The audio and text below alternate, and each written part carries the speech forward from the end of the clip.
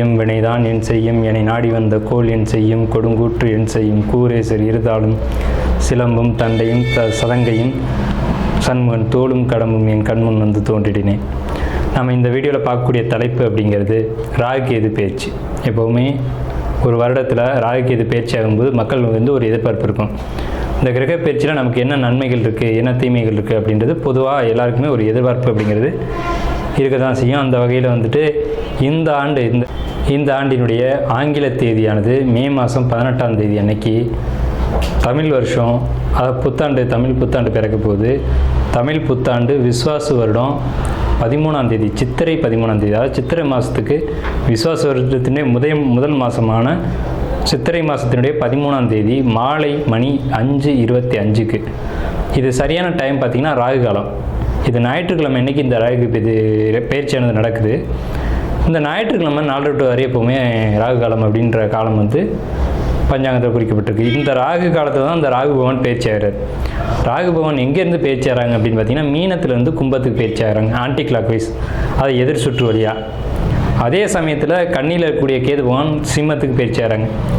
இப்போ இந்த ராகு கேதுக்கள் அப்படின்ற பிளானட் வந்து உங்களுக்கு உபயராசிகள்னு சொல்லக்கூடிய மீனத்திலையும் கண்ணிலையும் இவ்வளோ ஆண்டு காலம் இருந்துட்டு, இந்த 13 மாதங்கள் இருந்துட்டு பயிற்சி வந்து சிறராசிகள்னு சொல்லக்கூடிய கும்பத்துக்கும் சிம்மத்துக்கும் பயிற்சி ஆகிறாங்க. இந்த ராகுகேது பயிற்சி எப்போவுமே 180 பாகை நேர் எதிர் சுற்றில் தான் பயிற்சி ஆகும். கடக ராசியில் முதல்ல தொடங்கக்கூடிய நட்சத்திரம்ன்றது புனர்பூச நட்சத்திரம். இந்த கடகராசி புனர்பூச நட்சத்திரத்துக்கு இந்த ராகுகேது பேச்சு நன்மை செய்யுமா அப்படின்னா கட்டாயம் நன்மை செய்யும். என்ன நன்மை செய்யும்? வீடு கட்டலாம், வாகனம் வாங்கலாம், சொத்து சேர்க்கலாம். இது மாதிரி நல்ல காரியங்கள், குடும்பத்துக்குள்ளே ஏதேனும் ஒரு நல்ல காரியங்கள் நிச்சயம் நடக்கும். புனர்பூசம் கடக புனர்பூசத்திற்கு கண்டிப்பாக இந்த அமைப்பு உண்டு. கணவன் மனைவி உறவுகளுக்குள்ள ஒரு ஒற்றுமை கிடைக்கும். புதிதாக திருமணம் ஆகாதவங்களுக்கு திருமணம் நடக்கும். அதே மாதிரி உங்களுக்கு உயர் பதவிகள் கிடைக்கும். செய்யக்கூடிய வேலையில் ப்ரொமோஷன், இன்க்ரிமெண்ட் கண்டிப்பாக கிடைக்கும். இந்த வீடியோவில் நம்ம பார்க்கக்கூடிய விஷயம் அப்படிங்கிறது கடகராசிக்கு உண்டான ராகுகேது பயிற்சி பலன்கள். கடகம் அப்படின்னாலே அது இயற்கையினுடைய ஒரு தாய் வீடு அப்படின்னு பேர். அதாவது 4ஆம் இடம் அப்படிங்கிற காலபுருஷனுக்கு 4ஆம் வீடு அப்படிங்கிற கடகராசி அப்படிங்கிறது தாய்மையை சுட்டி காட்டக்கூடிய ஒரு ராசி அப்படிங்கிற ஒரு கணக்கு. இந்த ராசிக்கு ராகுகேது பயிற்சியானது மே மாதம் 18ஆம் தேதி அன்னைக்கு மாலை 5:25க்கு, அது சரியான தமிழில் சொல்லணும் அப்படின்னா விஸ்வாசு வருடம் சித்திரை மாதம் 13ஆம் தேதி அன்னைக்கு ஈவினிங், அதாவது மாலை டைமில் வரக்கூடிய 5:25க்கு ராகு காலத்தில் ராகு இந்த கடகத்துக்கு 9ஆம் இடத்துலேருந்து 8ஆம் இடத்துக்கும், கேது கடகத்துக்கு 3ஆம் இடத்துலேருந்து 2ஆம் இடத்துக்கும் பயிற்சி ஆகுறாங்க. இந்த பயிற்சி நன்மை செய்யுமா தீமை செய்யுமா அப்படின்ற ஒரு கேள்வி உங்களுக்குள்ளே கண்டிப்பாக இருக்கணும். ஏன்னா கடந்த காலகட்டங்களில் நீங்கள் அனுபவித்த கஷ்டங்கள் கொஞ்சம் நெஞ்சம் அல்ல. இந்த கோச்சார சனியினால் 8ஆம் இடத்து சனி, பாரப்பா பானுமைந்தன் பால்மதிக்கு 8 நிற்க சிறப்பா சிரித்திட்டேன் ஜென்மனுக்கு அநேக துன்பம் செத்திறந்து போவதற்கோன்னு எண்ணம் கொள்வான்னு சொல்கிறாங்க பாடலில். இறந்து போயிடலாமான்ற எண்ணத்தில் நீங்கள் இருந்திருப்பீங்க. மைந்தன் பால்மதிக்கு 8 நிற்க செத்திறந்து போவதற்கோர் எண்ணம் கொள்வான்னு சொல்கிறாங்க. ஸோ அப்படிப்பட்ட கஷ்டங்கள்லேருந்து மீண்டு வந்திருக்கீங்க. இனி வளர்ச்சியா வீழ்ச்சியா, வெற்றியா தோல்வியா, இதுதான் உங்களுடைய கேள்வி. கண்டிப்பாக என்னுடைய கருத்து அப்படிங்கிறது வெற்றி மட்டுமே அப்படிங்கிறது தான். எதுக்காக கஷ்டப்பட்டோன்றது முக்கியம். நம்ம கடந்த காலத்தில் கஷ்டங்களை அனுபவிச்சிருக்கோம். எதுக்காக கஷ்டப்பட்டிருக்கோம்? ஒன்று நம்மளுடைய சொந்த வீடு அல்லது நம்மளுடைய சொந்த பொருள், இதில் ஏதேனும் ஒரு பொருளுக்காக, நம்மளுடைய உரிமை உள்ள ஒரு பொருளுக்காக கஷ்டப்பட்டிருப்போம். நம்மளுடைய பொருளை அடுத்தவங்க பொருள்னு சொல்லி உரிமை கொண்டாடி இருப்பாங்க. அதனால கஷ்டங்கள் ஏற்பட்டிருக்கும். இப்போ அது எப்போவுமே சனி பகவான் அதனால தாங்க சொல்கிறது நீதிமான். அவர் 8ஆம் இடத்துல இருக்க வரைக்கும் அங்கே உண்மைத்தன்மை என்னன்றதை உணர வச்சுட்டு 9ஆம் இடத்துக்கு போகும்போது உயர்ந்த பதவிகளை கொடுத்து, உயர்ந்த பதவிகளை மட்டும் கொடுக்கறது இல்லாமல் உங்களுடைய உடைமை பொருட்களை உங்கள் கையில் கொடுத்துட்டு போவாருங்க. சனி பகவான் யாருமே நெகட்டிவாக நினைக்காதீங்க.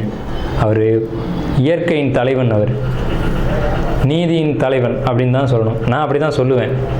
அப்போ இந்த கடக ராசிக்கு 9ஆம் இடத்துக்கு பயிற்சியாக இருக்கக்கூடிய சனி பகவான் இந்த ராகுகேது பயிற்சி காலகட்டத்தில் உங்களுக்கு நன்மை செய்வார் அப்படின்னா முழுக்க நன்மைகள் மட்டுமே செய்ய கடமைப்பட்டவர். எல்லளவு கூட தீமைகள் கிடையாது அப்படிங்கிறது என்னுடைய ஆணித்தரமான கருத்து.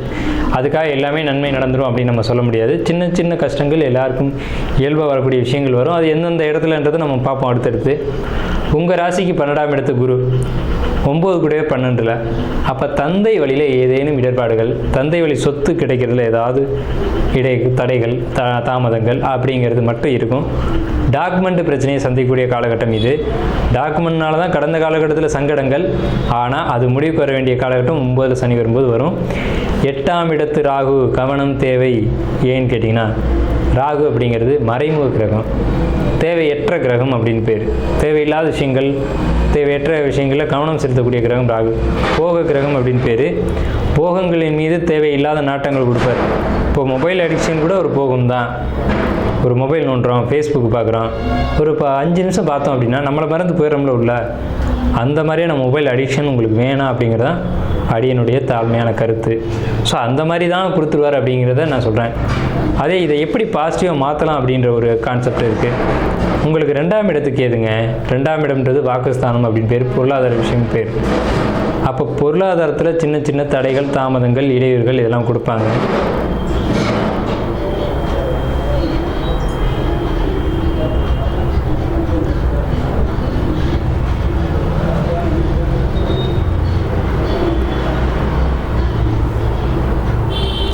அப்போ இந்த மாதிரி கஷ்டங்களை கொடுக்கும்போது இறை வழிபாடுகள் மூலமாக அதை நிவர்த்தி செய்ய முடியும் அப்படிங்கிறது தான் அடியனுடைய தாழ்மையான கருத்து.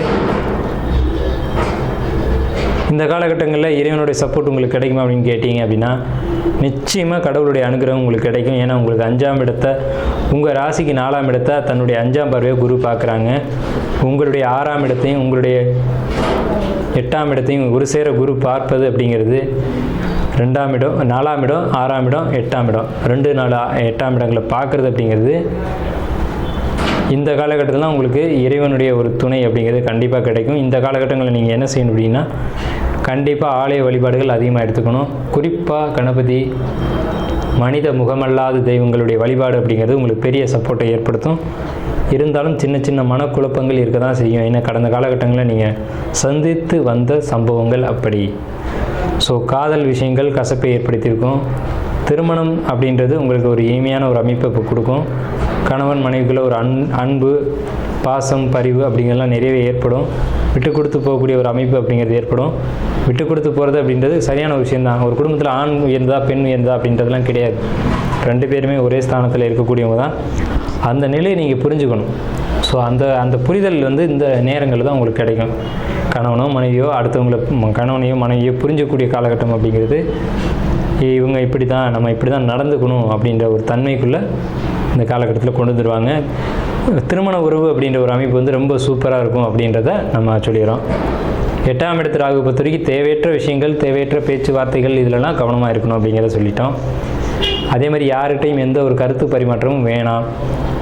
உங்களுக்கு குழந்தைகள் வழியில் நல்ல ஒரு அனுகூலம் அப்படிங்கிறது நிச்சயமாக கிடைக்கும். கடகராசிக்காரங்க யாராக இருந்தாலும் குழந்தைகளால் பெருமை, பேர், புகழ் அப்படிங்கிறது கிடைக்கும். குழந்தைகளுக்கு படிப்பு தடைகள் ஏற்படலாம் அப்படின்ற ஒரு அமைப்பு இருக்குது. குழந்தைங்க படிப்பை பொறுத்த வரைக்கும் நீங்கள் தான் கொஞ்சம் கவனம் செலுத்த வேண்டிய ஒரு காலகட்டம். அவங்களுக்கு படிக்கிறதுக்கான ஒரு அமைப்பை ஏற்படுத்தி கொடுங்க.